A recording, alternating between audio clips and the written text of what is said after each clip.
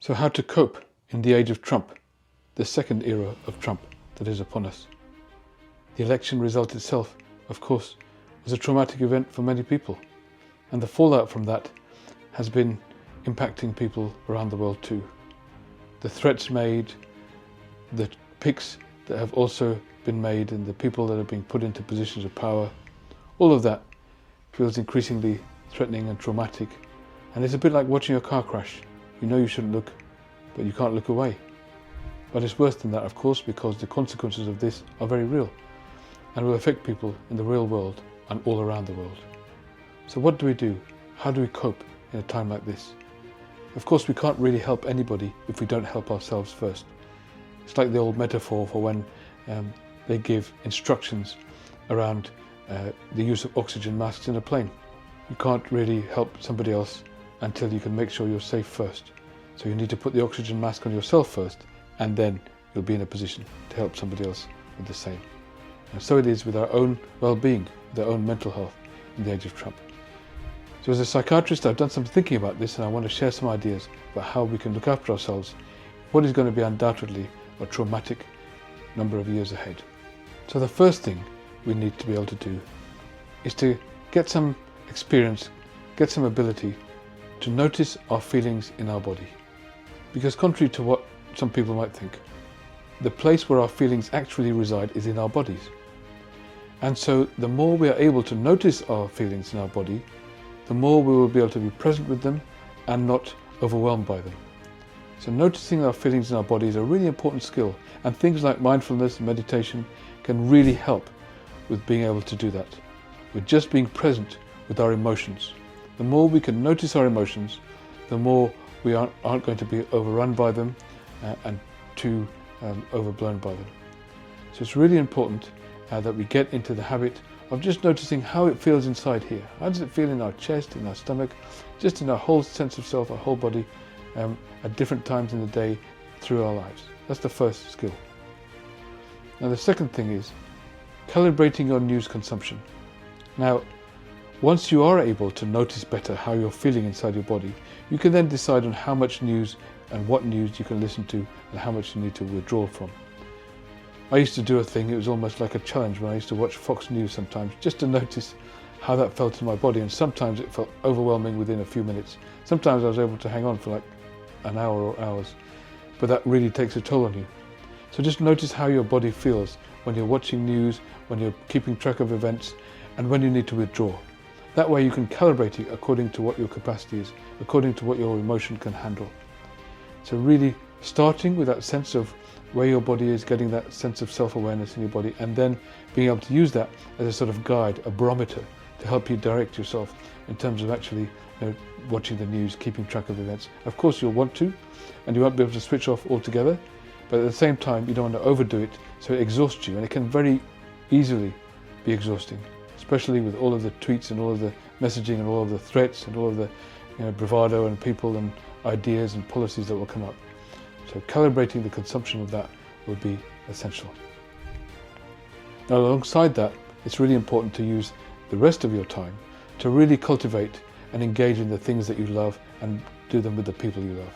So whether it's taking a walk in nature, whether it's spending time with family, with children, whether it's engaging in sports or watching sports, going out with friends, just put a bit more emphasis on finding time and making the space for all those things that you love.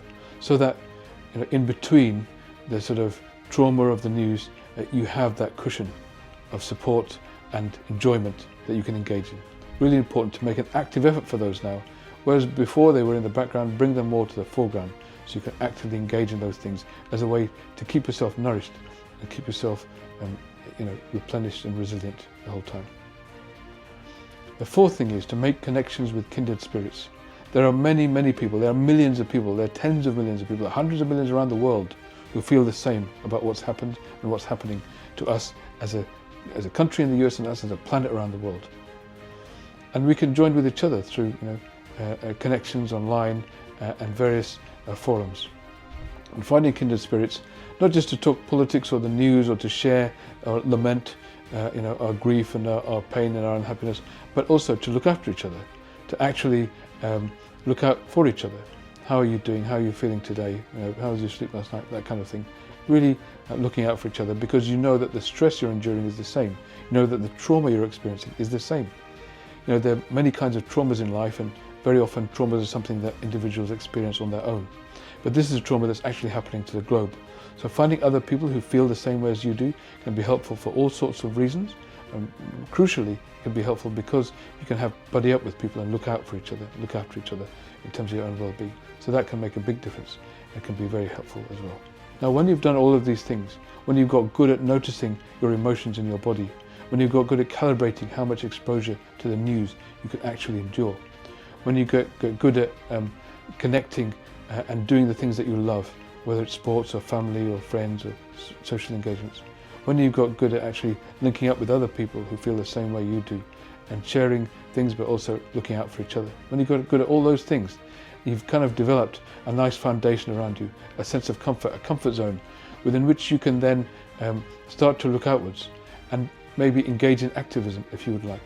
And that, of course, is a supreme way to start to channel some of the trauma and stress you're engaging actively in some kind of pursuit that can resist some of the worst aspects of what we know will befall us. And that activism can be very powerful for yourself as well as for the world. But you must do it from that cushion, from that sound foundation that we've been talking about. Once you've established that sound foundation, then you can start to do. And what should you do? Well, again, look into your body, look into yourself. What is it that moves you the most, physically moves you inside the most? And do what you can't not do. That's my motto when it comes to engaging in activism.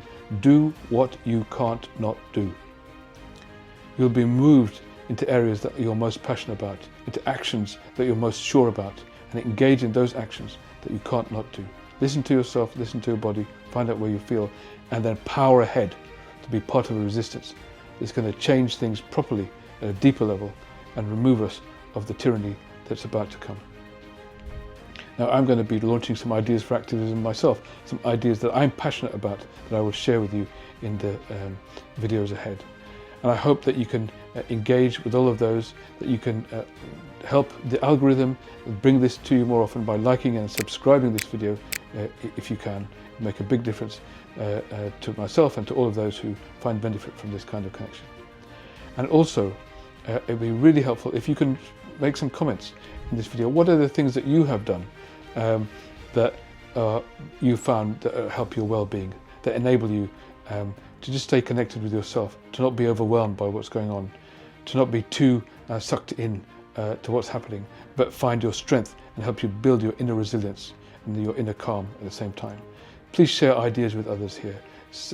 Share comments. I have just a few ideas and many of you will have many more. So help others by doing the same on the comment section of this video. I look forward to continuing and sharing this journey with you.